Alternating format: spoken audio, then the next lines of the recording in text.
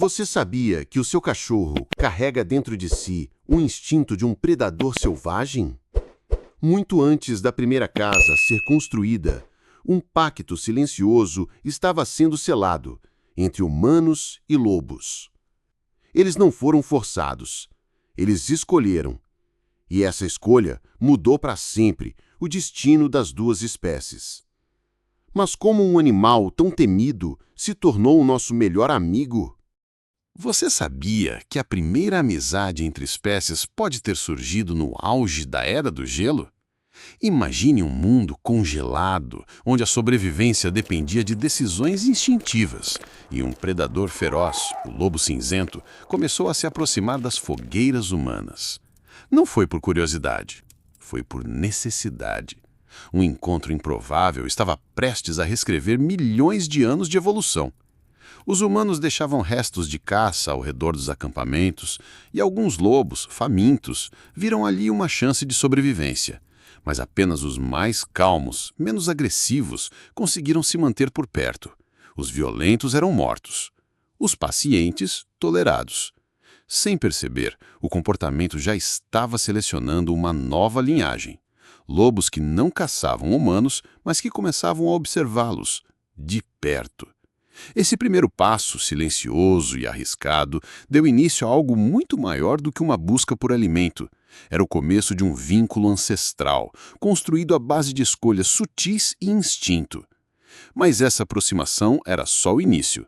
O que aconteceu nas gerações seguintes transformaria completamente o destino desses animais, e o nosso também. Ao contrário do que muitos acreditam, os humanos não domesticaram os cães. Foram os próprios lobos que se domesticaram.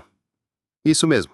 A transformação não começou com coleiras ou jaulas, mas com uma escolha evolutiva silenciosa. Aqueles que não atacavam, que demonstravam menos medo, sobreviviam melhor perto dos humanos, e foi aí que a mudança começou. Geração após geração, os lobos mais sociáveis começaram a cruzar entre si e os resultados eram visíveis. Orelhas caídas, focinhos mais curtos, caudas enroladas e até expressões mais suaves. Eles não só mudaram por fora, mas também por dentro. Aprenderam a decifrar o tom da nossa voz, o movimento dos nossos olhos, até nossas emoções. E tudo isso aconteceu naturalmente, sem que ninguém planejasse.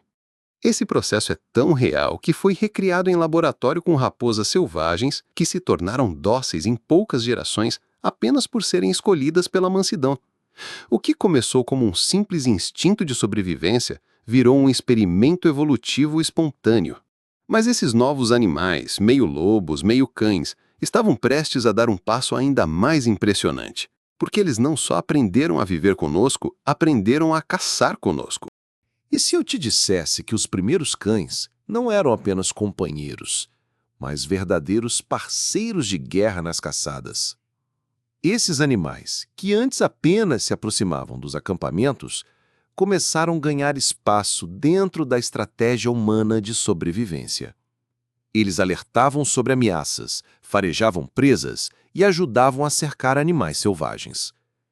Pela primeira vez, duas espécies predadoras uniram forças, e os resultados foram poderosos. Enquanto os humanos aprimoravam suas lanças, os protocães afinavam seus sentidos para caçar ao nosso lado. A comunicação entre eles não era falada. Era feita por olhares, gestos e puro instinto. A parceria funcionava tão bem que os cães passaram a ser vistos não apenas como úteis, mas como indispensáveis. Eles protegiam as tribos à noite, guiavam durante longas jornadas e até encontravam alimentos enterrados na neve. Era um contrato silencioso, mas extremamente eficaz. Esse elo de confiança e cooperação foi o verdadeiro nascimento da amizade entre homem e cão. Não era afeto no início, era estratégia de sobrevivência. Mas, à medida que conviviam, algo inesperado começou a acontecer. Um laço emocional, invisível, começou a se formar. E o que esse vínculo provocou no nosso cérebro foi ainda mais surpreendente. Você sabia que olhar nos olhos de um cachorro pode liberar o mesmo hormônio que uma mãe sente ao olhar para o próprio filho? É a oxitocina, o chamado hormônio do amor. Essa conexão bioquímica não acontece por acaso. Ela é resultado de milhares de anos de convivência. Cães e humanos desenvolveram um vínculo tão profundo que transformaram a biologia um do outro. Literalmente, evoluímos para amar essa espécie. Conforme os cães se tornavam parte das tribos, os humanos começaram a interpretar melhor emoções não verbais, gestos, expressões faciais, intenção no olhar. Isso refinou nossa empatia, ampliou nossas habilidades sociais e até influenciou o desenvolvimento da linguagem corporal. Em troca, os cães passaram a ler nossas emoções como nenhuma outra espécie consegue. É como se, ao longo do tempo, tivéssemos afinado nossos cérebros para entender um ao outro. E foi exatamente esse laço invisível que cimentou o lugar dos cães nas nossas vidas. Não como ferramentas, mas como membros da família.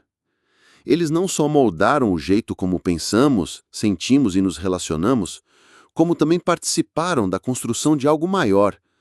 Porque antes de inventarmos as cidades, já tínhamos construído algo com eles: confiança. Mas o que tudo isso realmente significa sobre quem somos vai ainda mais fundo. Surpreendente, mas real, cães e lobos compartilham 99,9% do mesmo DNA. Isso mesmo, aquele pet carinhoso que dorme no seu sofá é geneticamente quase idêntico a um predador das florestas. A diferença entre eles é mínima no código genético, mas imensa no comportamento. E essa pequena margem foi moldada por milhares de anos de convivência com os humanos, uma transformação silenciosa, mas extremamente poderosa. Estudos genéticos mostram que as principais mudanças entre lobos e cães estão em regiões do DNA ligadas à sociabilidade, ao medo e à digestão. Enquanto lobos ainda evitam contato direto com humanos, os cães desenvolveram mutações que os tornam mais receptivos, mais confiantes e até mais tolerantes à nossa comida. Mas o que impressiona é o quanto essas pequenas alterações criaram animais completamente diferentes no modo de viver, agir e se relacionar. Ou seja, o seu cachorro ainda tem o lobo dentro dele, só que com o volume emocional ajustado para a convivência. Por fora, ele pode parecer dócil, mas por dentro carrega um instinto milenar. E é justamente essa dualidade que torna os cães tão fascinantes. Porque mesmo com toda essa semelhança genética, eles passaram a ver os humanos não como ameaça, mas como parte da matilha. E o que essa nova alcateia criou vai muito além do que você imagina. Você já reparou que alguns cães começam a uivar ao ouvir uma sirene, um instrumento ou até uma voz grave? Isso não é coincidência, é herança direta dos lobos. Nos ancestrais selvagens, o uivo era uma forma de comunicação vital. Marcava território, chamava membros da alcateia e coordenava caçadas. E mesmo depois de milhares de anos de domesticação, esse instinto ainda vive nos cães de hoje. Esses sons graves ativam uma memória genética adormecida. Para o cérebro do cão, aquela sirene soa como o chamado de um lobo distante, e ele responde como faria na floresta. É um reflexo antigo, tão enraizado quanto latir ou farejar. E quanto mais próximo o cão estiver da genética do lobo, maior a chance de ele uivar. Raças como huskies, malamutes e pastores alemães, por exemplo, são campeãs nesse comportamento. Mas esse comportamento curioso é apenas uma das muitas pistas de que o lobo ainda vive, silenciosamente, dentro dos cães modernos. De hábitos noturnos ao faro apurado, os sinais estão por toda a parte. A pergunta agora é: o que mais o seu cão carrega dos seus antepassados selvagens? A resposta está onde quase ninguém olha: no passado enterrado da história humana. Pouca gente sabe, mas a frase "o cão é o melhor amigo do homem" não é só um ditado popular. Ela tem raízes históricas profundas. Em 1870, essa expressão foi usada num tribunal dos Estados Unidos, quando um advogado defendeu o cão de seu cliente como um companheiro fiel, mais confiável que muitos humanos. Mas a lealdade dos cães vai muito além da retôrica. Ela é documentada há milhares de anos, em tumbas, pinturas e rituais sagrados. A relação é antiga e real. No Egito, cães eram enterrados com honras. Em Roma, recebiam epitáfios emocionantes. Algumas tribos nômades do Ártico acreditavam que os cães guiavam almas para o outro mundo. E em muitas culturas, matar um cão fiel era considerado um crime espiritual. Essas histórias provam que os cães não eram apenas úteis, eles eram parceiros, guardiões, amigos e, às vezes, figuras quase divinas. Ao longo da história, eles protegeram nossos lares, guiaram nossos caminhos e ficaram ao nosso lado mesmo quando todos os outros foram embora. Não é à toa que essa frase atravessou séculos.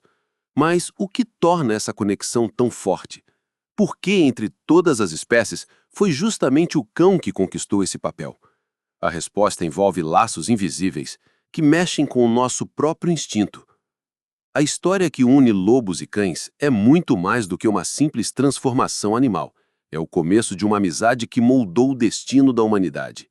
Cada olhar, cada gesto e cada passo dessa jornada revela como duas espécies distintas aprenderam a confiar e caminhar juntas.